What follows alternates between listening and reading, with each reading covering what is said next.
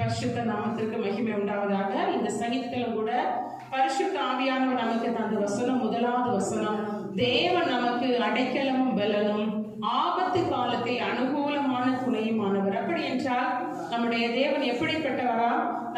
நமக்கு அடைக்கலமாயிருக்கிறார், அவர் பலனாயிருக்கிறார், ஆபத்து காலத்தில் அனுகூலமான ஒரு துணையாயிருக்கிறார். அதிகாலையிலே செபித்துக் கொண்டிருக்கும் போது பரிசுத்த ஆவியானவர் இந்த வேத வசனத்தை அதாவது அநேக நாட்கள் நம்ம அந்த சங்கீதத்தை நம்ம தியானித்திருக்கிறோம். ஆனாலும் பரிசுத்த ஆவியானவர் இந்த நாளிலே தெளிவாக நம்முடைய சபைக்கு இருக்கிறார். தேவன் நமக்கு அடைக்கலமாயிருக்கிறார், பலனாயிருக்கிறார், ஆபத்து காலத்தில் அனுகூலமான ஒரு துணையா இருக்கிறார். அதைத்தான் இந்த வேத வசனத்தின் மூலமாக கர்த்தர் நமக்கு உணர்த்துகிறார், கர்த்தர் நம்மை தைரியப்படுத்துகிறார். ஏனென்றால் இந்த முழு தேசமும் கொரோனா வைரஸ் நிமித்தம் பயந்து போய் கொண்டிருக்கிறது. இந்த நாட்களிலும் கூட இந்த கொரோனா வைரஸை குறித்து நம்முடைய இருதயத்துல ஒரு பயம் காணப்படுகிறது. அந்த பயம் எப்படின்னு சொன்னா, நான் வெளியே போனா எனக்கும் அந்த கொரோனா வைரஸ் வந்துருமோ அப்படின்னு சொல்ற ஒரு பயம் நம்மளோட இருதயத்துல இந்த இடத்துல கடந்து வந்திருக்கிறது. என்னுடைய பிள்ளைகளாக தான் இருக்கோம், ஆண்டவர் தான் நம்ம விசுவாசிக்கிறோம். ஆனா அநேகருடைய இருதயத்துல அந்த பயம் காணப்படுகிறது. அதைத்தான் அதிகாலையிலே செபித்துக் கொண்டிருக்கும் போது பரிசுத்த ஆவியானவர் சொன்னாரு, தேவன் நமக்கு அடைக்கலமும் பலனும் ஆபத்து காலத்தில் அனுகூலமான துணையுமானவர். அப்படி என்றால் நம்முடைய தேவன் நம்முடைய வாழ்க்கையில அவர் அடைக்கலமா இருக்கிறார், பலனா இருக்கிறார், ஆபத்து காலத்தில் நமக்கு அனுகூலமான துணையா இருக்கிறார். அதற்கு நம்ம செய்ய வேண்டியது என்னன்னு சொன்னா, ஆபத்து காலத்தில் என்னை நோக்கி கூப்பிடு, நான் உன்னை விடுவிப்பேன், நீ என்னை மகிமைப்படுத்தும் அப்படின்னு சொன்னா நம்ம தேவனுடைய சமூகத்துல அமர்ந்திருக்கணும். அதைத்தான் இந்த வேதவசனம் நமக்கு உணர்த்துகிறது. சேனைகளின் கர்த்தர் நம்மோடு இருக்கிறார், யாக்கோபின் தேவன் நமக்கு உயர்ந்த அடைக்கலமானவர். அப்படி என்றால் அந்த சேனைகளின் கர்த்தர் நம்மோடு இருக்கிறார். அவர் நம்மோடு இருக்க வேண்டுமான வசனத்துல நம்ம பார்க்கும்போது, நீங்கள் அமர்ந்திருந்த நானே தேவன் என்று அறிந்து கொள்ளுங்கள், ஜாதிகளுக்குள்ளே உயர்ந்திருப்பேன், பூமியிலே உயர்ந்திருப்பேன். அப்படி என்றால் தேவனுடைய சமூகத்துல நம்ம அமர்ந்திருக்கிறவர்களாய் காணப்படணும். அவருடைய சமூகத்துல நம்ம அமர்ந்திருந்தா இந்த வருஷத்துல அவர் செய்கிற காரியங்களை எல்லாம் உங்களுடைய கண்களால நீங்க பார்ப்பீங்க. பட்டணத்தினுடைய பாவம், அந்த ஜனங்களுடைய பாவம் மிகுதி பெருகி இருந்ததுனால கர்த்தருக்கு எப்படி கோபம் வந்ததோ அதை போல நம்முடைய தேசத்தின் ஜனங்கள், நாம் தேவனுடைய பிள்ளைகள் தேவனுக்கு கொடுக்க வேண்டிய நேரத்தை செலுத்தாதபடி, அவருக்கு கொடுக்க வேண்டிய கனத்தை செலுத்தாதபடி நம்ம காணப்பட்டதுனால கர்த்தர் ஒரு சுத்திகரிப்புக்காக இந்த கொள்ளை நோயை ஏற்படுத்தி இருக்கிறார். ஆனா நம்ம நினைக்கிறோம் கொள்ளை நோய் தானே, நமக்கு வராது, நம்ம கேர்லெஸ்ஸா இருக்கக்கூடாது. அந்த கொள்ளை நோய் நிமித்தமாக தேசத்துல ஒரு சுத்திகரிப்பு உண்டாகும். அதற்கு நம்ம தேவனுடைய சமூகத்துல அமர்ந்திருக்கணும். அதைத்தான் அந்த வேதவசனம் நமக்கு உணர்த்துகிறது. 10வது வசனத்துல நம்ம பார்க்கும்போது, நீங்கள் அமர்ந்திருந்து நானே தேவன் என்று அறிந்து கொள்ளுங்கள். அப்படி என்றால் தேவனுடைய சமூகத்துல நம்ம அமர்ந்திருக்கிறவர்களாய் காணப்படணும். தேவனுடைய பாதத்துல, அவருடைய சமூகத்துல எப்போது நம்ம அமர்ந்திருக்கிறவர்களாய் காணப்படணும். நாளைய தினத்துல கூட லாக்டவுன், யாரும் நிர்விசாரமா இருக்கக்கூடாது. நம்ம சர்ச்சுக்கு வரும்போது எப்படி பாஸ்டிங்கோட இருந்து இருப்போமோ அதே போல தேவனுடைய சமூகத்துல நம்ம வீட்டுல, ஏன்னு சொன்னா நாளைய தினத்துல தான் தேவனுடைய சமூகத்துல உயிர்த்தெழுந்த நாள், நாளைய தினத்துல தான் நம்ம ஆராதிக்கிற நாள். அந்த நாள்ல சரி சமுதாயத்துல கவர்மெண்ட்ல லாக்டவுன் போட்டிருக்காங்கன்னு சொல்லி நம்ம நிர்விசாரமா இருக்கக்கூடாது. அது தேவனுடைய நாள், அது அவருக்கு பரிசுத்தமான நாள். நாளைய தினத்துல கூட நீங்க ஆராதனை நடக்கிற நேரத்தை கணக்கு பண்ணி மெசேஜை போட்டு, அல்லாட்டி மெசேஜ் போட்டுச்சு நீங்க தேவனுடைய சமூகத்துல மத்தியானம் வர ஃபாஸ்டிங் இருந்துச்சோங்கணும். ஏன்னு சொன்னா நம்ம இன்னைக்கு ஆராதிச்சாச்சு, நாளைக்கு நமக்கு ஆராதனை இல்லைன்னு சொல்லணும் அப்படி நம்ம நினைக்க கூடாது. நாளை தினம் தான் ஆண்டவருடைய நாள், அது உயிர்த்தெழுந்த நாள். அந்த நாளை நம்ம யாரும் அசட்டை பண்ணக்கூடாது. மத்தியானத்துக்கு பிறகு நீங்க தூங்குங்க, உங்களோட காரியங்களை பாருங்க. ஆனா மத்தியானம் வர நம்ம ஆராதனைக்கு, ஃபர்ஸ்ட் ஆராதனைக்கு வரவங்க அந்த ஆராதனையில ஃபாஸ்டிங் இருந்து தேவனுடைய சமூகத்துல அந்த டைம் ஆண்டவருக்கு கொடுக்கணும்.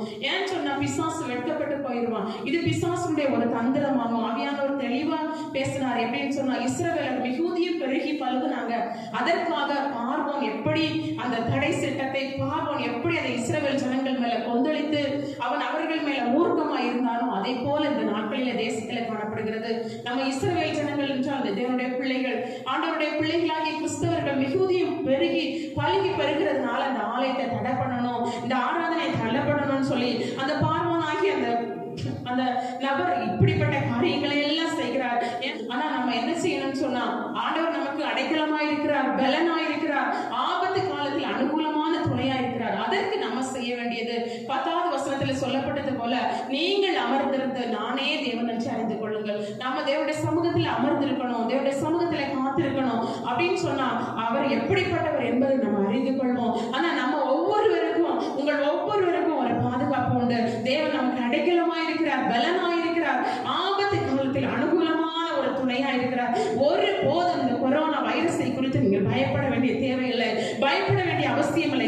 இருக்கிறார். நம்முடைய தேவன் நமக்கு அடைக்கலமா இருக்கிறார், பலனா இருக்கிறார், ஆபத்து காலத்தில் அனுகூலமான ஒரு துணையா இருக்கிறார். அந்த கொரோனா கொள்ளை நோயில் இருந்து கர்த்தர் நம்மை பாதுகாக்க, நம்மை தப்புவிக்க அவர் வல்லமை உள்ளவராய் இருக்கிறார். இந்த வேளையிலே கூட எல்லாரும் கண்களை மூடி, அப்பா தேவன் எங்களுக்கு அப்பா நீர் அடைக்கலமா இருக்கிறீரப்பா, பலனா இருக்கிறீரப்பா, ஆபத்து காலத்தில் அனுகூலமான ஒரு துணையா இருக்கிறீர் என்று அப்பா நீர் எங்களுக்கு வாக்கு கொடுத்தபடினால் உமக்கு நன்றி தகப்பனே. அப்பா நீர் எங்களை தைரியப்படுத்தினபடினால் உமக்கு நன்றி தகப்பனே சொல்லி எல்லாரும் தேவனுடைய முகத்தை பார்த்து, தேவனை பார்த்து அவருக்கு நன்றி செலுத்துவோமா? பரிசுத்த ஆவியானவரே, எத்தனையோ பேர் அப்பா இந்த பயத்தின் நிமித்தமே அப்பா இந்த உலகத்தை விட்டு கடந்து போய்விட்டார்கள் அப்பா. அப்பா இந்த கொரோனா கொள்ளை நோய் எனக்கு வந்து விடுமா, இந்த நோய் தொற்று என்னை தாக்கி விடுமா என்று அந்த பயத்தின் நிமித்தமே அநேகர் இந்த உலகத்தை விட்டு மறைந்து போய்விட்டார்கள் அப்பா. ஆனாலும் அப்பா அப்பா நீர் எங்களுக்கு அடைக்கலமா இருக்கிறேன், நீர் எங்களுக்கு பலமா இருக்கிறேன், ஆபத்து காலத்தில் நல்ல துணையுமா இருக்கிறேன் என்று அப்பா நீர் வாக்கு கொடுத்தீர் அப்பா. அதற்காக உமக்கு நன்றி தகப்பனே. சேனைகளின் கர்த்தர் நம்மோடு இருக்கிறார், யாக்கோபின் தேவன் நமக்கு உயர்ந்த அடைக்கலமானவர். ஒரு போதும் நாம் பயப்பட வேண்டிய அவசியம் இல்லை, நாம் கலங்க வேண்டிய தேவையில்லை. பரிசுத்த ஆவியானவர் நம்ம ஒவ்வொருவரை தைரியப்படுத்துகிறார். சேனைகளின் கர்த்தர் நம்மோடு இருக்கிறபடினால அவர் நம்மோடு எப்போதும் இருக்கிறார். நான் உன்னை விட்டு விலகுவதும் இல்லை, உன்னை கைவிடுவதும் இல்லை என்று வாக்கு கொடுத்த தேவன் நம்மோடு கூட இருக்கிறபடினால ஒரு போதும் இந்த நோய் தொற்றை குறித்து நாம் கவலைப்பட வேண்டிய அவசியமே இல்லை. பரிசுத்த ஆவியானவரே, இந்த வேளையிலே கூட எல்லாரும் தேவனை மகிமைப்படுத்துவோம். அப்பா நீர் எங்களை தைரியப்படுத்தின நல்ல வார்த்தைக்காக உமக்கு நன்றி தகப்பனே. அப்பா ஏசப்பா சேனைகளின் கர்த்தர் நம்மோடு இருக்கிறீரப்பா, நீர் எங்களோடு இருக்கிறபடினால உமக்கு நன்றி தகப்பனே.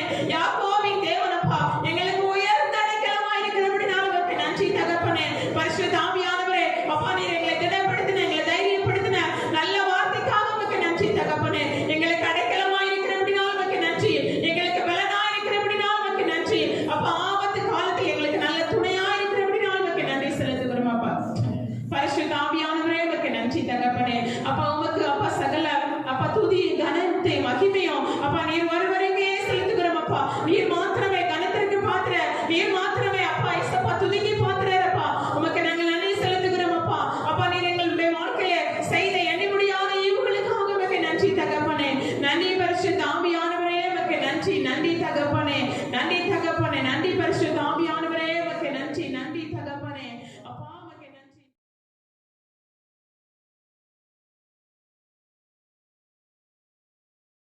செய்திக்கு ஆதாரமாக பரிசுத்த ஆவியானவர் தந்திருக்கிற வேத வசனம் ஏசாயா தீர்க்கதரிசன புஸ்தகம் 58ஆம் அதிகாரம் 11வது வசனம். ஏசாயா 58:11 வாசிக்க கேட்போம். கர்த்தர் நித்தமும் உன்னை நடத்தி மகா வறட்சியான காலங்களில் உன் ஆத்துமாவை திருப்தியாக்கி உன் எலும்புகளை நினமுள்ளதாக்குவார். நீ நீர்ப்பாய்ச்சலான தோட்டத்தை போலவும் வற்றாத நீரூற்றை போலவும் இருப்பாய். அல்லேலூயா, அல்லேலூயா.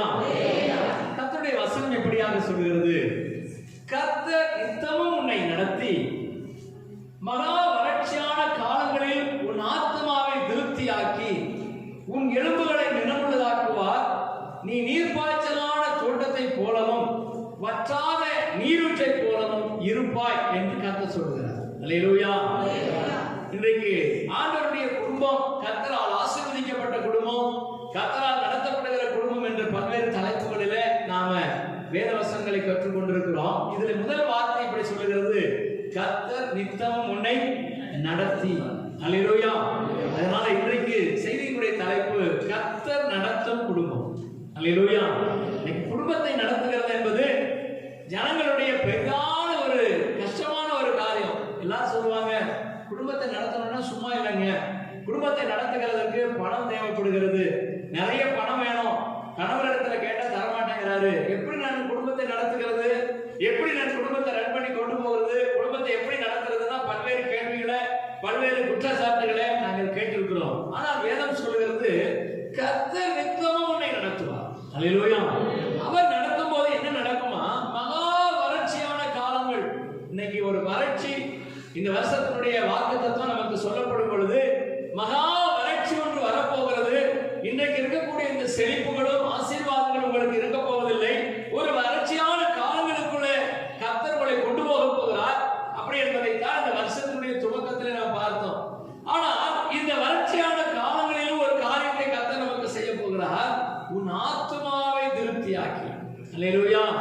சத்தம் ஒரு அல்லேலூயா சொல்லுங்களேன். ஆண்டவர் எவ்வளவு நல்லவர் பாருங்க. இந்த உலகம் எல்லாம் வறட்சியில இருக்கும். உலக மனிதர்கள் எல்லாம் வறட்சியில பாடுபடுவாங்க, வறட்சியினால பாதிக்கப்படுவாங்க. அந்த நாட்களிலும் உங்கள் ஆத்துமாவை கர்த்தர் திருப்தியாக்குவார். அல்லேலூயா. அடுத்து என்ன செய்தார் பாருங்க, உன் எலும்புகளை எல்லாம் நினமுள்ளதாக்குவார். உன் எலும்புகளை எல்லாம் நினமுள்ளதாக்குவார்னா சரீரத்துல நல்ல ஒரு பலனை, இம்யூனிட்டி பவர் என்று சொல்லக்கூடிய எதிர்ப்பு சக்திகளை எல்லாம் கர்த்தர் தருவார். அடுத்து நீ நீர்ப்பாய்ச்சலான தோட்டத்தை போலவும் வற்றாத நீரூற்றை போலவும் இருப்பாய். அல்லேலூயா. சத்தமா அல்லேலூயா சொல்லுங்க. கர்த்தர் நம்மை நடத்தினார். கர்த்தர் நம்முடைய குடும்பத்தை நடத்தினார். நம்ம நடத்தணும்னா நாம குறைவுள்ளவர்கள், அறிவிலே குறைவுள்ளவர்கள், சரீர பலனிலே குறைவுள்ளவர்கள், எல்லாவற்றிலும் நாம் குறைவுள்ள மனிதர்கள். அதனால நாம நடத்தினா சரியாய் நடத்த முடியாது. நாம நடத்துற குடும்பம் சரியா போகாது. சில குடும்பங்களில பிரச்சனைகள், சண்டைகள், உபத்திரவங்கள், கடன் பிரச்சனை, கடன் பாரம், இப்படி பல்வேறு விதமான பிரச்சனைகள். காரணம் என்ன? நம்ம நடத்துறதுனால, நாம சரியா நடத்தாதனால. அதனாலதான் ஆண்டவர் சொல்கிறார், கர்த்தர் உங்களை நடத்துவாரானால், கர்த்தரிடத்திலே உங்களை ஒப்பு கொடுத்து அவரால் நடத்தப்படுவதற்கு உங்கள் குடும்பத்தை நீங்கள் ஒப்பு கொடுப்பீர்களானால் இப்படிப்பட்ட ஆசீர்வாதங்களை எல்லாம் கர்த்தர் அதற்குள் வச்சிருக்கிறார். அல்லேலூயா. அல்லேலூயா. என்னை நடத்தும் இயேசுநாதா உமக்கு நன்றி ஐயா. எனக்குள் வாழும் இந்த தேசா உமக்கு நன்றி ஐயா. என்னை நடத்தும் இயேசுநாதா உமக்கு நன்றி ஐயா. எனக்குள் வாழும் இந்த தேசா உமக்கு நன்றி ஐயா.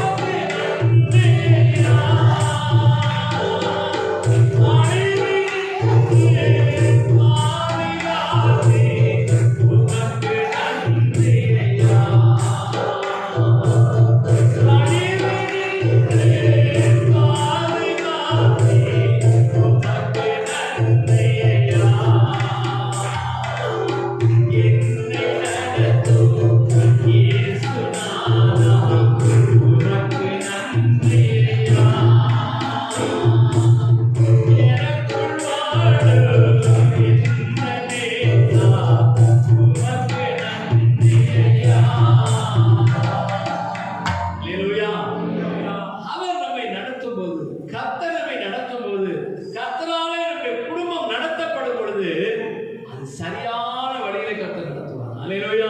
அதை குறித்து ஒரு 5 காரியங்களை மட்டும் வேதத்திலிருந்து நாம் கற்றுக்கொள்ள போகிறோம். முதலாவதாக ஆதியாகமம் 24ஆம் அதிகாரம் 48வது வசனம். ஆதியாகமம் 24:48 வாசிக்கும் போது, தலை குனிந்து கர்த்தரை பணிந்து கொண்டு நான் என் எஜமானுடைய சகோதரன் குமாரத்தியை அவர் குமாரனுக்கு கொள்ள என்னை நேர்வழியாய் நடத்தி வந்த என் எஜமானாகிய ஆபிரகாமின் தேவனாயிருக்கிற கர்த்தரை ஸ்தோத்திரித்தேன். அல்லேலூயா.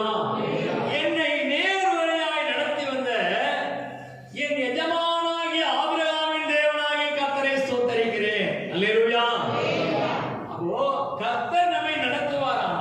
கர்த்தர் நம்மை நடத்துகிறதற்கு ஒப்பு கொடுப்போமானால், கர்த்தராலே நம்முடைய குடும்பம் நடத்தப்படுவதற்கு ஒப்பு கொடுத்து ஜெபிப்போமானால், ஆண்டவரே இன்றைக்கு என்னை நீங்க நடத்துங்க, என்னை நீங்க தான் நடத்தணும்னு சொல்லி அவர் கையில் ஒப்பு கொடுப்போமானால், அவர் எப்படி நடத்துகிறாரா? நேர்வழியாய் நடத்துகிறார். அல்லேலூயா. கோணலும் மாறுபாடுமான இந்த சந்ததிகளுக்குள்ள, கோணலும் மாறுபாடுமான இந்த உலகத்தில் இருக்கிற மக்களுக்குள்ள நம்மை நேர்வழியாய் நடத்த அவர் உண்மை உள்ளவரார். அல்லேலூயா.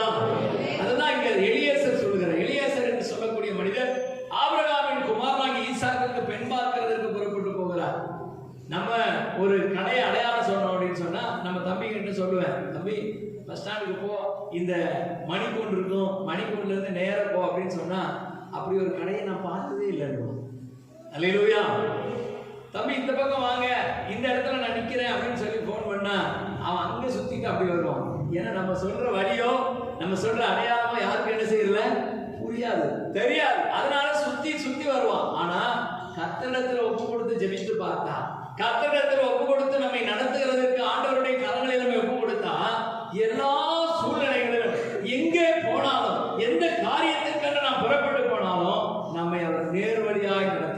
அல்லேலூயா. சத்தவர் அல்லேலூயா சொல்லுங்க. ஏன் இந்த மனிதர் அப்படி சொல்ல ஆரம்பித்தார் தெரியுமா?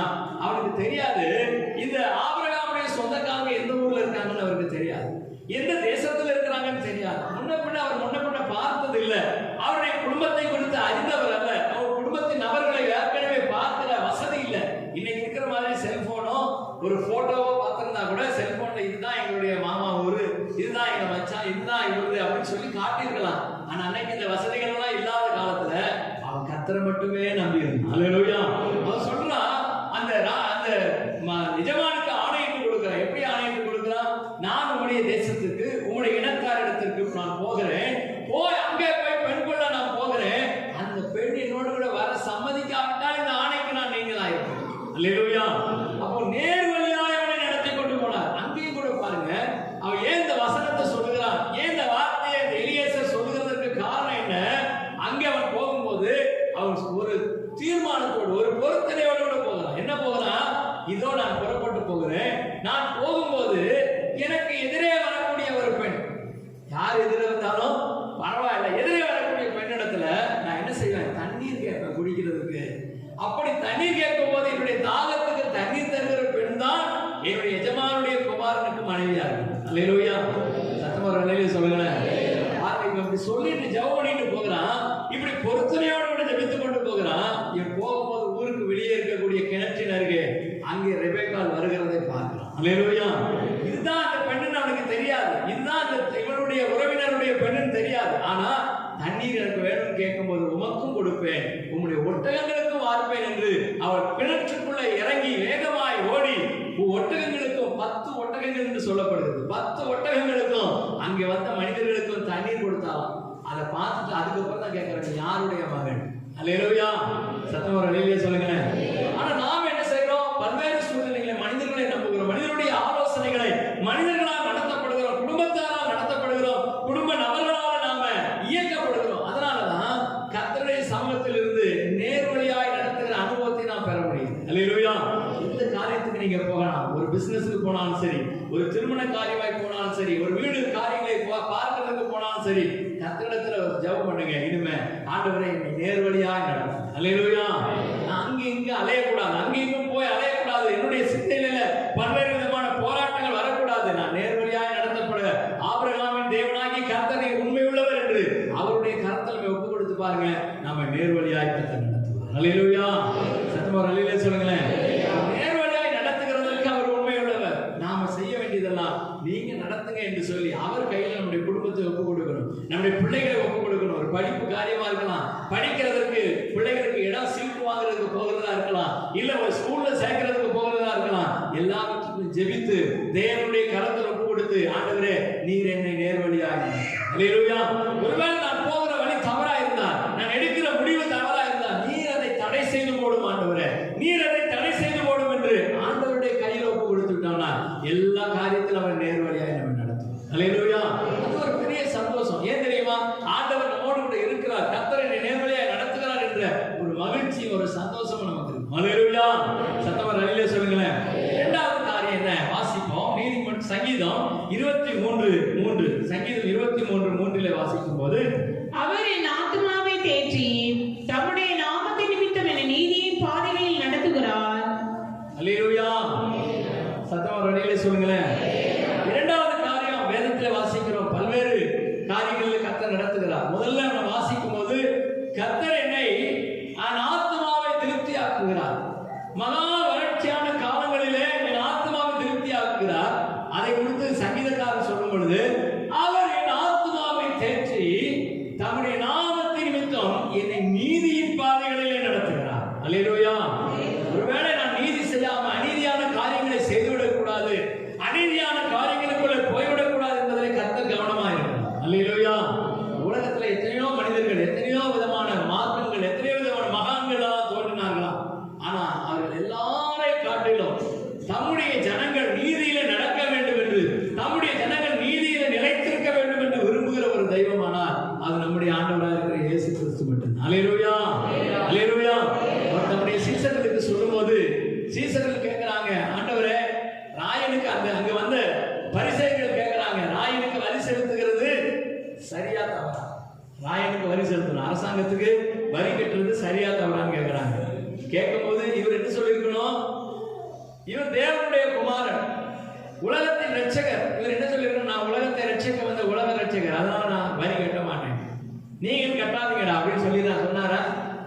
அவர் ஒரு காரியத்தை செய்தார். உங்கள் கையில் இருக்கக்கூடிய அந்த காசை ஒன்று காட்டுங்க அப்படின்னு சொன்னார். காசில் இருக்கக்கூடிய இந்த மேலெழுத்தும் சுரூபமும் யாருடையது? இது ராயனுடையது. ராயனுடையது ராயனுக்கும், தேவனுடையது தேவனுக்கும் செலுத்துங்கள். அல்லேலூயா. அந்த நாட்கள்ல காயின்ஸ் 2 விதமான காயின்ஸ் வச்சிருந்தாங்க. அதாவது நம்ம வெளியில இப்ப பயன்படுத்துகிறதுக்கு ஒரு காயின்ஸ் வச்சிருந்தாங்க. இது மட்டும் இல்லாம, அது மட்டும் இல்லாம வெளியில ஒரு பயன்படுத்துகிற காயின்ஸை சர்ச்சில் பயன்படுத்த முடியாது. ஆலயத்துக்கு போனா ஆலயத்துல இன்னொரு விதமான காயின் தான் பயன்படுத்தணும். அதனாலதான் ஆண்டவர் ராயனுடையது ராயனுக்கும், தேவனுடையதை தேவனுக்கும் செலுத்துங்க. அதனாலதான் அங்க சர்ச்சில் வந்து இயேசு கிறிஸ்து வரும்பொழுது அவர் ஒரு சவுக்கை உண்டு பண்ணினார். அங்கே காசுக்காரர்களுடைய பலகைகளை கவிழ்த்து போட்டார்லாம் வாசிக்கிறோம். அது என்ன காசுக்காரர் அப்படின்னு சொன்னா மணி டிரான்ஸ்பர். இன்னைக்கு வெளிநாட்டுல இருந்து நமக்கு பணம் அனுப்புறாங்க. வெளிநாட்டு பணம் டாலர்ல இருக்குது. அந்த டாலர் பணத்தை நம்முடைய இந்திய மதிப்புல என்ன செய்யணும்?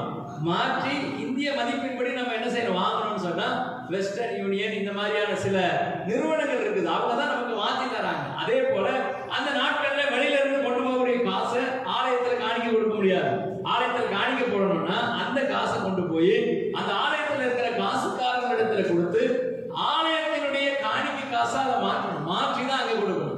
ஆலயத்தின் காசு வெளியில செல்லாது, வெளியில இருக்கிற காசு ஆலயத்துக்கு செல்லாது. அல்லேலூயா. அப்போ ஆண்டவர் அதை சொல்லும்போது நீ ராயனுடைய ராயனுக்கும் தேவனுடைய தேவனுக்கும் செலுத்து. நீதியின் பாதைகளிலே நம்மை நடத்துகிறார். நாம் அநீதியாய் நடந்து விடக்கூடாது. அரசாங்க சட்டங்களை எதிர்த்து நடக்கக்கூடாது. அரசாங்கத்தினுடைய சட்ட திட்டங்களுக்கு எதிராக நடக்கக்கூடாது. என்னுடைய பிள்ளைகள் எல்லாவற்றிலும் நீதி செய்கிறவர்களா இருக்கணும். என்னுடைய பிள்ளைகள் எல்லா காரியத்திலும் நீதியாய் நடக்க வேண்டும் என்று தேவன் விரும்புகிறார். அல்லேலூயா. அதனாலதான் ஆண்டவர் சொல்றாரு, நீங்க நீதியின் பாதையிலே நடத்தணும். அதனாலதான் ஒரு வசனம் வாசிக்கிறோம். சங்கீதம் 5:8 வாசிக்கும் பொழுது வாசிப்போம். 5ஆம் சங்கீதம் 8வது வசனம். கர்த்தாவே, என் சத்துருக்களின் நிமித்தம் என்னை உம்முடைய நீதியிலே நடத்தி எனக்கு முன்பாக உம்முடைய வழியை செவைப்படுத்தும். அல்லேலூயா. இங்க பாருங்க, என்னுடைய சத்துருக்களின் நிமித்தம் என்னை நீதியிலே நடத்துங்கப்பா. என் சத்துருக்கள் ஒருவேளை என்னை விழுங்க பார்க்கிறார்கள், என் சத்துருக்கள் எனக்கு விரோதமாக எழும்புகிறார்கள், சத்துருக்கள் எந்த விதத்திலேயாவது இவனை சிக்க வைத்து விட வேண்டாமா, எந்த விதத்திலேயாவது இவனுக்கு ஒரு சிக்கலை உண்டு பண்ணி விடலாமா என்று சொல்லி போராடுகிறார்கள். ஆனா கர்த்தர் என்னை நீதியில நடத்தும் போது நான் யாருக்கும் பயப்படவே தேவையில்லை. அல்லேலூயா. கர்த்தர் நீதியின் பாதைகளில் என்னை நடத்துகிறவர், நீதியின் பாதையில நடத்தி நம்மை ஆசீர்வதிக்கிறவர்.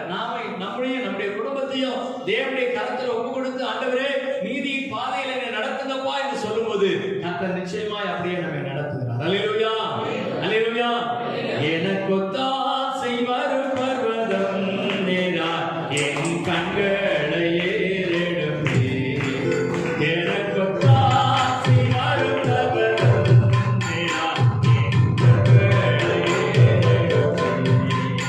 கால யோகி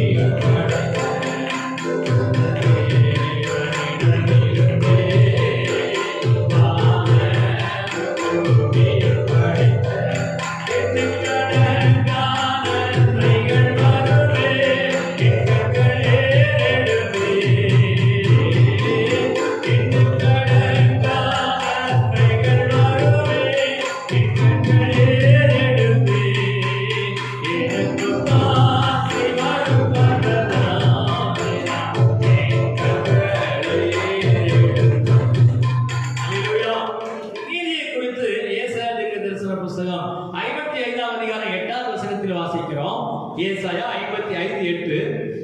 என் நினைவுகள் உங்கள் நினைவுகள் அல்ல, உங்கள் வழிகள் என் வழிகளும் அல்லவற்றை கர்த்தர் சொல்லுகிறார். அல்லேலூயா. இங்க வேதத்துல வாசிக்கிறோம், என் நினைவுகள் உங்கள் நினைவுகள் அல்ல, என்னுடைய வழிகள் உங்களுடைய வழிகள் அல்ல. நமக்கு எது நீதி தெரியுதோ, நாம எது சரின்னு நினைக்கிறோமோ அதை விட மேலான ஒரு பாக்கியத்தை கர்த்தர் வைத்திருக்கிறார். அல்லேலூயா. அல்லேலூயா. ஆண்டுடைய சமூகத்தில் வருகிற ஒவ்வொருவருக்கும், கர்த்தருடைய சமூகத்தில் வந்து அவரால் நடத்தப்படுகிறவர்களுக்கு அவருடைய நீதி, அவருடைய வழிகள், அவருடைய நீதியின்படி நடத்துவார். அவர் எப்படி சரியாய் நம்ம நடத்துகிறார் என்று அவருடைய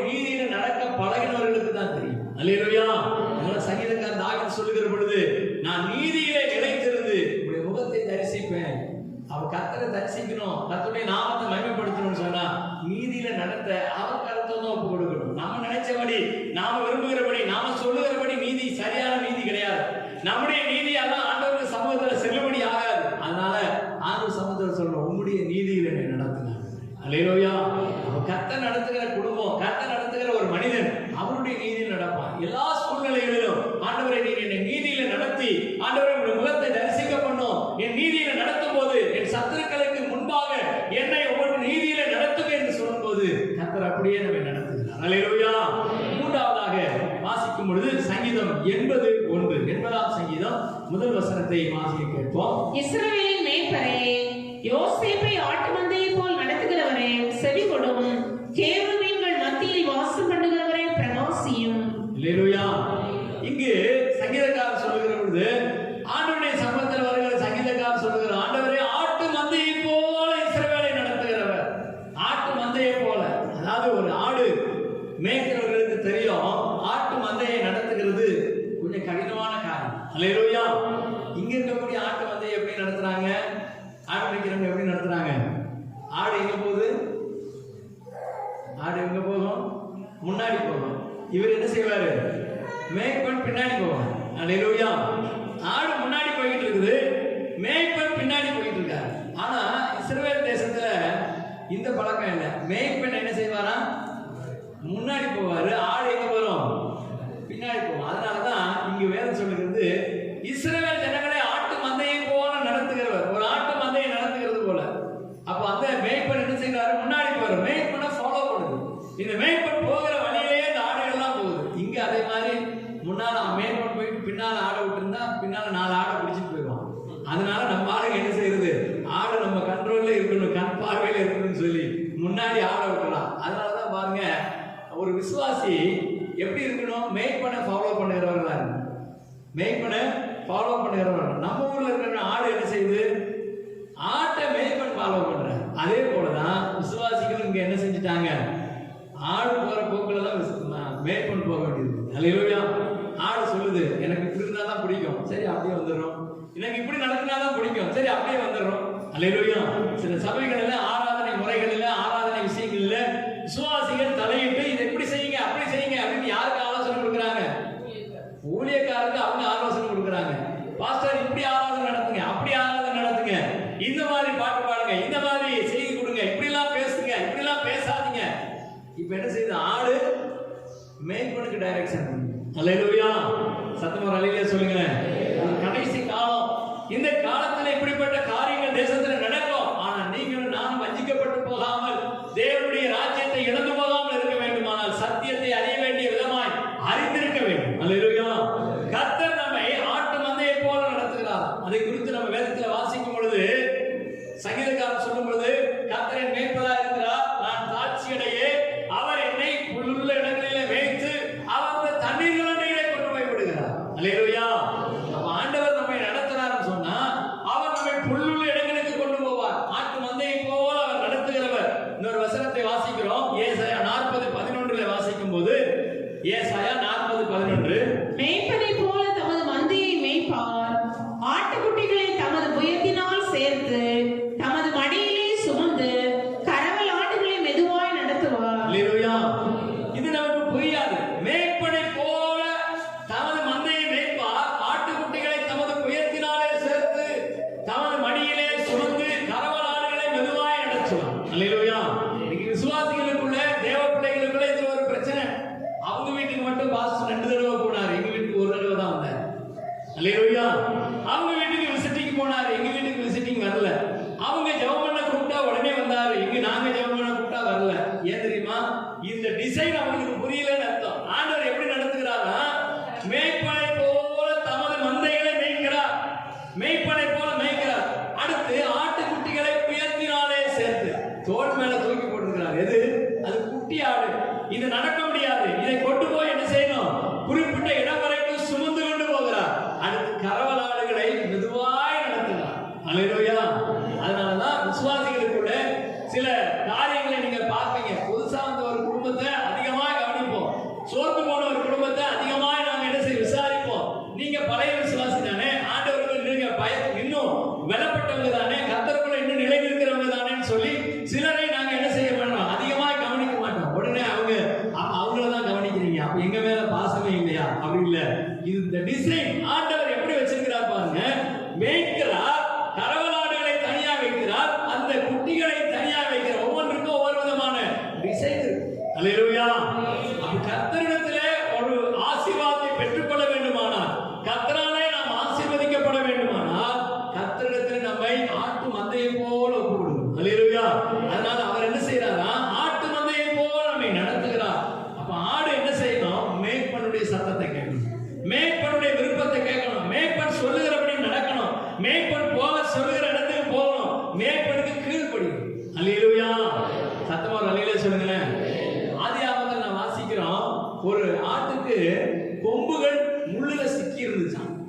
நாட்டுக்கு ஆபிரகாம் பலியிடுகிறதற்கு மோரியா மலைக்கு போகும்போது அந்த மலையில ஒரு கொம்புகள் சிக்கப்பட்டிருந்த முள்ளிலே சிக்கப்பட்டிருந்த ஒரு ஆடை பார்க்கிறான். இந்த ஆடு என்னது? கீழ்ப்படியாதான். அல்லேலூயா. மேய்ப்பனுடைய சத்தத்தை கேட்காம மேய்ப்பனுடைய சத்தத்தை விட்டு வெகு தூரம் போன ஆடு. இந்த ஆடு எங்க சிக்கிடுச்சு? முள்ளுல சிக்கிடுச்சு. இன்னைக்கு அநேக குடும்பத்துல ஆண்டவர் தேவனுடைய பிள்ளைகளை மேய்ப்பனை போல நடத்த விரும்புகிறார். ஆனா இந்த ஆடு என்ன செய்யறது இல்ல? கீழ்ப்படிகிறது இல்ல, சத்தம் கேட்கறது இல்ல, சத்தம் கேட்கிற தூரத்துக்கு போகிறது இல்ல, அதை விட அதிகமான தூரத்துக்கு போனதுனால அதனுடைய கொம்புகள் முள்ளுல சிக்கிச்சு. கடைசியில் அது என்ன செய்யப்பட்டது? பலியாக்கப்பட்டது. அல்லேலூயா, அல்லேலூயா. அதே போல இன்றைக்கும் அநேக பிள்ளைகள், தேவ பிள்ளைகள் சத்தம் கேட்கிற தூரத்தை விட மேய்ப்பனுடைய சத்தத்துக்கு கீழ்ப்படியாம தூரமாய் போகிறதுனால தன்னுடைய வாழ்க்கையில் ஆசீர்வாதத்தை இழந்து போகிறார்கள். தேவனுடைய பிள்ளைகள் இன்றைக்கு கடைசி காலங்களிலே தேவனுடைய பிள்ளைகளாக இருக்கிற அநேகர் ஆட்டு மந்தையை போல தேவனிடத்தில் ஒப்பு கொடுக்காம இவர்கள் இஷ்டத்தின்படி, இவர்கள் விருப்பத்தின்படி போகிறதுனால, இவர்கள் விருப்பத்தையே செய்கிறதுனால கர்த்தராலே ஆசீர்வதிக்க முடியல. அல்லேலூயா. அவர்கள் சிக்கிக்கொள்ளும் போது, கொம்புகள் சிக்கிக்கொள்ளும் போது அவங்க யோசிக்கிறாங்க, ஐயோ நான் வந்த தூரம் அதிகம், நானுடைய சத்தத்தை கேட்டு அவருடைய வார்த்தைக்கு கீழ்ப்படியாம இவ்வளவு தூரத்துக்கு வந்துட்டேன், என்னை மன்னிங்கப்பான்னு சொல்றாங்க. ஆனா வாய்ப்பே. அல்லேலூயா. சத்தமா அல்லேலூயா சொல்லுங்களேன். மேய்ப்பனை போல நடத்துகிறார். அடுத்து ஒரு காரியத்தை வாசிக்கிறோம். யோவான் எழுதின சுவிசேஷம் 16ஆம் அதிகாரம் 13வது வசனம். யோவான் 16:13. சத்திய ஆவியாகி அவர் வரும்போது சகல சத்தியத்திற்குள்ளும் உங்களை நடத்துவார். அவர் தம்முடைய சுயமாய் பேசாமல் தான் கேள்விப்பட்டவைகள் யாவையும் சொல்லி வரப்போகிற காரியங்களை உங்களுக்கு அறிவிப்பார். அல்லேலூயா. இங்க பார்க்கிறோம் ஆண்டவராகிய இயேசு கிறிஸ்து சொன்ன வார்த்தை, சத்திய ஆவியாகிய அவர் வரும்போது சகல சத்தியத்திற்குள் உங்களை நடத்துவார். அல்லேலூயா. கடைசி காலங்களில் சத்தியத்தை நீங்கள் பெற்றுக்கொள்ள வேண்டுமானால், சத்தியத்தை வாங்க வேண்டுமானால், சத்தியத்தை நீங்கள் அறிந்திருக்க வேண்டுமானால் ஆண்டவருடைய சமூகத்தில் கேட்கணும், பரிசுத்த ஆவியானவரே எது சத்தியம்? அல்லேலூயா. எது அசத்தியம்? சத்தியம் எது, சத்தியம் இல்லாத காரியம் எது என்பதை நாம் அறிந்திருக்கணும். இது அறியக்கூடிய ஞானத்தையும் அறிவையும் இதற்கான விழிப்புணர்வையும் தருகிறவர் தான் பரிசுத்த ஆவியானவர். அல்லேலூயா. சத்தமா ஒரு அல்லேலூயா சொல்லுங்களேன். அவர் ஆசிலேஷன் ஆகியிருந்தாருன்னா சபை ஆரம்பிச்சு ஒரு சபைக்கு பாஸ்டர் இருந்தார். அல்லேலூயா. ஆனா இன்றைக்கு உலகம் முழுவதும் இருக்கக்கூடிய மக்களை ஜெபத்திலே இணைக்கவும் ஜெபத்திலே கொண்டு வருகிறதற்கும் அவர் கர்த்தர் பயன்படுத்துறாருன்னு சொன்னா ஒரு சபை பாஸ்டரா இருந்தா அதை செய்ய முடியும். அல்லேலூயா. இந்த சபை பாஸ்டர் அந்த சபைக்காரனுக்கு பிடிக்காது, அந்த சபை பாஸ்டர் இந்த சபைக்காரனுக்கு பிடிக்காது, இந்த பாஸ்டர் சொன்னா அவன் கேட்க மாட்டான், அந்த பாஸ்டர் சொன்னா இவன் கேட்க மாட்டான். இப்படிப்பட்ட ஒரு மனநிலை, ஒரு எண்ணம் ஜனங்களுக்குள் இருக்கிறதுனால கர்த்தர் உலகளாவிய மக்களுக்குள்ள ஒரு ஜெபத்தை கொடுத்து ஒரு ஒருங்கிணைப்பை ஏற்படுத்துகிறதுக்காக அவரை வச்சிருக்கிறார். அல்லேலூயா. சத்தமா அல்லேலூயா சொல்லுங்களேன். அதனாலதான் இங்க ஆவியானவர் வரும் பொழுது, பரிசுத்த ஆவியானவர் உங்களுக்குள்ளே வரும் பொழுது, பரிசுத்த ஆவியானவர்களை நடத்துகிறதற்கு ஒப்பு கொடுக்கும் போது அவர் வந்து உங்களை சகல சத்தியத்திற்குள் நடத்துவார். அல்லேலூயா. சிலருக்கு சகல சத்தியம்னா என்ன? எல்லா விதமான சத்தியத்தையும் அவர்களுக்கு சொல்லிக் கொடுப்பார். ஒரு சின்ன காரியம் நம்ம வீட்டுக்குள்ள ஒரு நபர் உள்ள வரும் பொழுது இவர் என்ன நோக்கத்தோடு வருகிறார், இந்த காரியத்தை மனதில் வைத்து வருகிறார். ஒருத்தர் வந்து கேட்கிறாரு, பிரதர் நம்ம 2 பேரும் சேர்ந்து இங்க போயிட்டு வருவோமா அப்படின்னு கேட்கிறாருன்னா அவர் என்ன நோக்கத்தோடு கேட்கிறாருங்கிறதையும் ஆவியானவர் சொல்லிச்சு. அல்லேலூயா. சொல்லுவாரா சொல்ல மாட்டாரா? சொல்லுவார். சொல்றவங்க அல்லேலூயா சொல்லுங்களேன். அல்லேலூயா. நாங்க அடிக்கடி எங்க வீட்டுல சில நபர்கள் வந்து சில காரியங்களை கேட்பாங்க, பேசிக்கிட்டு இருப்பாங்க. அவங்க பேசிக்கிட்டு இருக்கும்போது பாஸ்டமா உள்ள இருந்துட்டு மெதுவா என்ன கூப்பிடுவாங்க. மெதுவா கூப்பிட்டு, இந்த பாருங்க எந்த நோக்கத்தோட கூட வந்திருக்கிறாரு, இந்த காரியத்தை மனசுல வச்சு பேசுறாருன்னு சொல்லுவாங்க. ஏன் அப்படின்னு சொன்னா ஆவியானவர் உள்ள இருந்து என்ன செய்யறாரு? அதை சொல்லி கொடுத்துட்டே இருக்காரு. அதுதான் சத்தியத்திலே நடத்துகிறவர். அல்லேலூயா. அதனால பாடல்களை நம்ம பாடுவோம். சத்தியத்திலே நடத்திடும் ஆவியானவரே, சகல சத்தியத்திலும் நடத்திடும் ஆவியானவரே, சத்தியத்திலே நடத்திடும் ஆவியானவரே, சத்தியத்திலும் நடத்திடும் ஆவியானவரே. ஆராதனை ஆராதனை ஆராதனை உமக்கு ஆராதனை ஆராதனை ஆராதனை ஆராதனை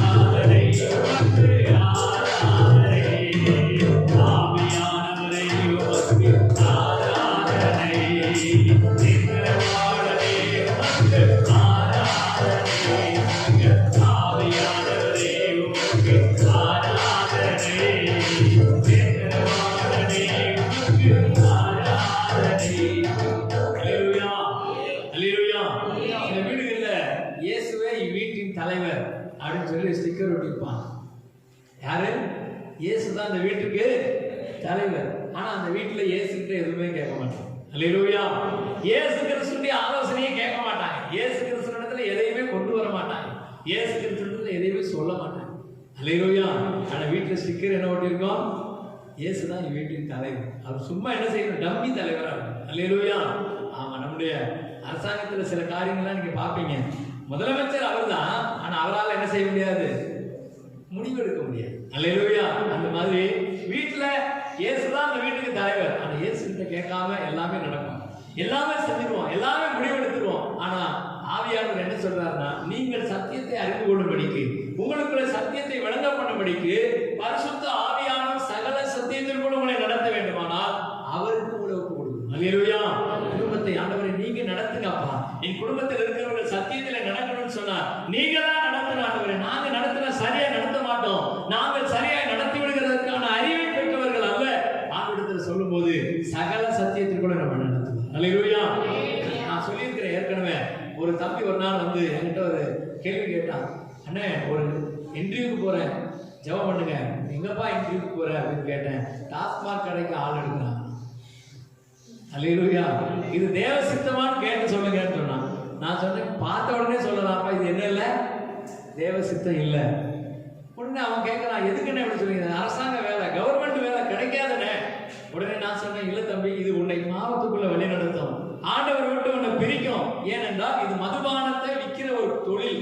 இந்த தொழில் எப்படிப்பட்ட அரசாங்க வேலையா இருந்தாலும் சரி, என்னவா இருந்தாலும் உன்னை அது பாதிக்கும்னு சொன்னேன். அன்னைக்கு அவனுக்கு அது புரியல. நான் அப்போ சின்ன வயசு தான், ஆனாலும் அது புரியாம திரும்ப போய் டாஸ்மாக் கடையில் வேலைக்கு சேர்ந்தா இன்னைக்கு ஆள் எங்க இருக்கானே தெரியல. அல்லேலூயா. ஆண்டவரை விட்டு பின்வாங்கி கத்தரை விட்டு தூரம் போனான்னு கேள்விப்பட்டேன். சொன்னாங்க அவனை குறித்து, என்னப்பா ஆனா அந்த பையன் அப்படின்னு சொன்னான். டாஸ்மாக் கடையில் வேலைக்கு சேர்ந்தான், இவனு குடிக்க பழகலாம், இவனு குடிகாரனா மாறினான். குடிகாரர்களுக்கு ஊத்தி கொடுக்குற வேலையில் இருக்கிறவன் எப்படி இருப்பான்? குடிகாரனா தான் இருப்பான். இல்லைங்க, நான் தொடவே மாட்டேன், ரொம்ப பெர்ஃபெக்ட். எத்தனை நாளைக்கு? ஒரு வாரம் இருந்திருப்பான், 10 நாள் இருந்திருப்பான். அடுத்து எவனாவது ஒருத்தர் சொல்லியிருப்பான், சும்மா ஒரே ஒரு பாட்டில் குடிச்சு பாருப்பான் இருப்பான். அப்படியே என்ன செஞ்சிருச்சு? இழுத்து கொண்டு போய்விட்டு. அல்லேலூயா. ஆனா ஆவியானவர் உள்ள இருந்திருப்பார். ஆனால் பரிசுத்த ஆவியானவருடைய சத்தத்துக்கு அவன் செவி கொடுத்திருப்பான். ஆனால் இது என்னை பாவத்துக்குள்ளாக்கும், இது என்னை பாவத்துக்குள்ள தள்ளும், இந்த வேலையே வேண்டாம். அல்லேலூயா. சத்தமர் அல்லேலூயா சொல்லுங்களேன். சத்தியத்துக்குள்ளே நடத்துகிற பரிசுத்த ஆவியானவருக்கு ஒப்பு கொடுப்போம். கடைசியாக யாத்திராகமத்தின் புத்தகம் 15ஆம் அதிகாரம் 13வது வசனத்தை வாசிக்க கேட்போம். யாத்திராகமம் 15:13. நீர் மீட்டுக் கொண்ட இந்த ஜனங்களை உமது கிருபையினாலே அழைத்து வந்தீர். உம்முடைய பரிசுத்த வாசஸ்தலத்திற்கு நேராக அவர்களை உமது பலத்தினால் வழிநடத்தினீர். அல்லேலூயா. கடைசியாக கர்த்தர் எப்படி நடத்துகிறாரா? அவர் நம்முடைய பரிசுத்த வாசஸ்தலங்களுக்கு நேராக நடத்துகிறார். அல்லேலூயா. இங்கே சொல்லப்பட்டிருக்கிற பரிசுத்த வாசஸ்தலம், இங்கே சொல்லப்பட்டிருக்கிற பரிசுத்த வாசஸ்தலம் எதை குறிக்கிறது? பூமிக்குரிய கூடாரமாகிய, பூமியிலே இருந்த கூடாரமாகிய அந்த வாசஸ்தலத்தை குறிக்கிறது. ஆனால் நம்மை கர்த்தர் பரிசுத்த வாசஸ்தலமாகிய பரலோகத்துக்கு நேராக நடத்துகிறார். அல்லேலூயா. வெளிப்படுத்தின விசேஷம் 7ஆம் அதிகாரம் 17வது வசனத்தில் வாசிக்கும் போது, வெளிப்படுத்தின விசேஷம் 7:17,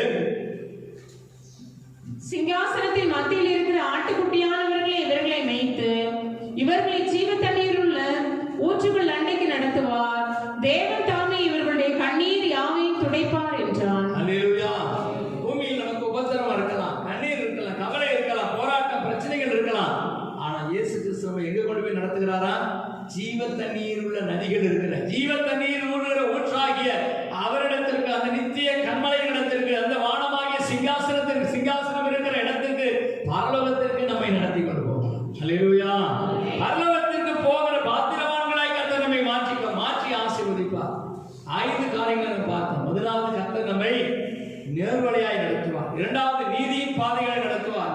3வது, ஆட்டு மந்தையை போல நடத்துவார். சத்தியத்துக்குள்ள நடத்துவார். பரிசுத்த வாசஸ்தலத்துக்குள்ள நடத்துவார். அல்லேலூயா. சத்தமா ஒரு அல்லேலூயா சொல்லுங்களேன். ஒரு பெரிய லாக்டவுன் வந்துடுச்சு. இனிமே நான் எப்படி என் குடும்பத்தை நடத்த போகிறேன்? எனக்கு வருமானம் இல்லை, கையில் பிரயாசம் இல்லை, எனக்கு தேவைகள் சந்திக்கப்படல, எப்படி நான் குடும்பத்தை நடத்துவேன்?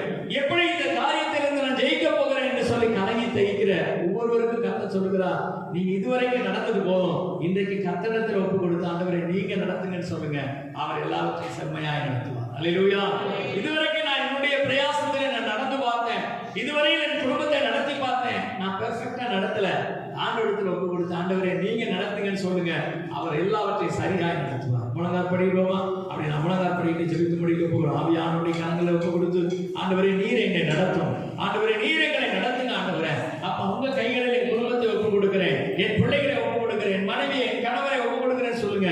அவர் நடத்தினா நேர வழியாய் நடத்துவார், அவர் நடத்தினா நீதியின் பாதை நடத்துவார், அவர் நடத்தினா நம்மை பரிசுத்த பர்வதங்களுக்கு நேராய் நடத்துவார், ஆட்டு மந்தையை போல நம்மை நடத்துவார். ஒரு ஆடு மேய்க்கிற மேய்ப்பன் அவன் பசியா இருந்தாலும் அவன் பட்டினியா இருந்தாலும் தன்னுடைய ஆடு பட்டினியா இருக்கிறத அவன் விரும்ப மாட்டான். அப்படியே அந்த மழையாக வெயிலாக பனியாக குளிராக எதுவாக இருந்தாலும் அந்த ஆடுகள் எல்லாம் சாப்பிடணும், அந்த ஆடுகள் எல்லாம் திருப்தியாய் மேய்ந்து அந்த புல்லுள்ள இடங்களில மேய்க்கப்படணும், அமர்ந்த தண்ணீர் அண்டையில கொண்டு போய் விடப்படணும்னு சொல்லி அவன் விரும்புவானே. அதே போல கர்த்தர் இன்றைக்கு உங்களை நடத்த விரும்புகிறார். எத்தனை பேர் அவருடைய கரங்களை நம்முடைய குடும்பத்தை ஒப்பு கொடுக்க ஆயத்தமா வந்திருக்கீங்க? விசுவாசத்தோடு கூட சொல்லுங்க, ஆண்டவரே என்னை என் குடும்பத்தையும் உங்க கரத்துல ஒப்பு கொடுக்கிறப்பா, நீங்க நடத்துங்க ஆண்டவரே. இந்த லாக்டவுன் நாட்கள்ல, இந்த ஊரடங்கு காலங்கள்ல ஐயோ வருமானம் இல்லையே, என் தேவைகள் சந்திக்கப்படலையே, ஐயோ எனக்கு வியாதியோ பலவீனமோ வந்தா யார் பார்ப்பாங்க, யாரால என்ன கவனிக்க முடியும், யார் என்னை கொண்டு போவார்கள், யார் என்ன ஹாஸ்பிட்டலுக்கு கொண்டு போவாங்க, யாரை கொண்டு என்னை கர்த்தர் நடத்துவார் என்று பயப்படாதீங்க. கர்த்தரிடத்தில் உங்களை ஒப்பு கொடுத்து கர்த்தாவே நீங்க நடத்துங்கப்பா.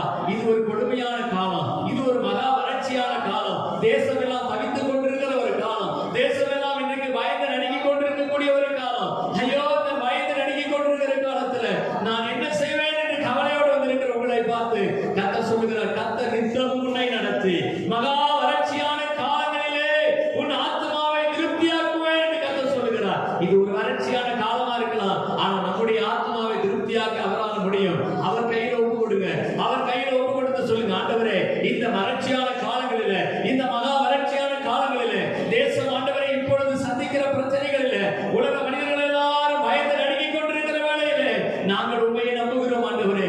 உங்களிடத்தில் என் குடும்பத்தை ஒப்பு கொடுக்கிறோம் சொல்லுங்க, உங்களிடத்தில் என் குடும்பத்தை ஒப்பு கொடுக்கிறப்பா, உங்க கரங்களில் ஒப்பு கொடுக்கிறப்பா, நீங்க நடத்துகிறபடி நடத்துங்கப்பா, நீங்க சொல்லுகிறபடி நாங்க நடக்க ஆயத்தமா இருக்கிறோம், நீ விரும்புகிறபடி நடக்க ஆயத்தமா இருக்கிறோம் சொல்லுங்க. எல்லா சோதரம் பண்ணும் ஆவியானவரே உடைய கரத்தில் ஒப்பு கொடுக்கிறோம் அப்பா.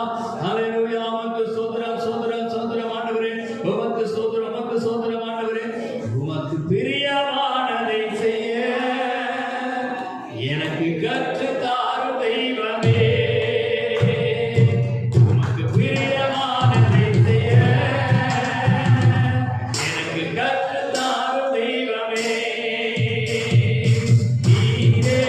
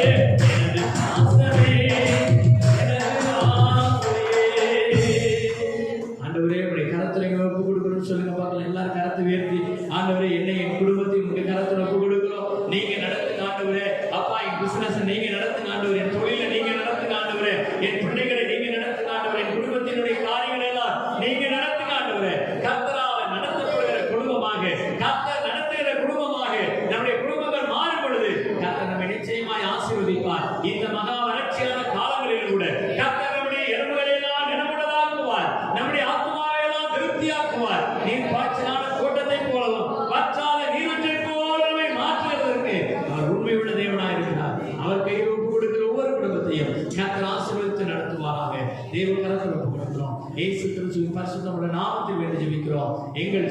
நல்ல பிதாவே. அல்லேலூயா.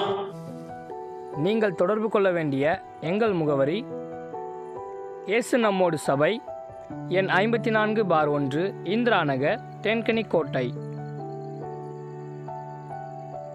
தொலைபேசி எண்கள் 9865152111, 9965157399.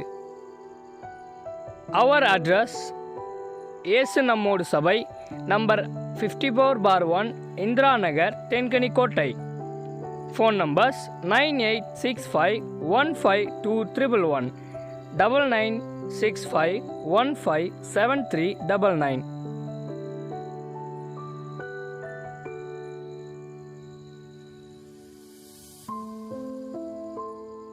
இயேசு கிறிஸ்து உங்களை ஆசீர்வதிப்பாராக. ஆமென்.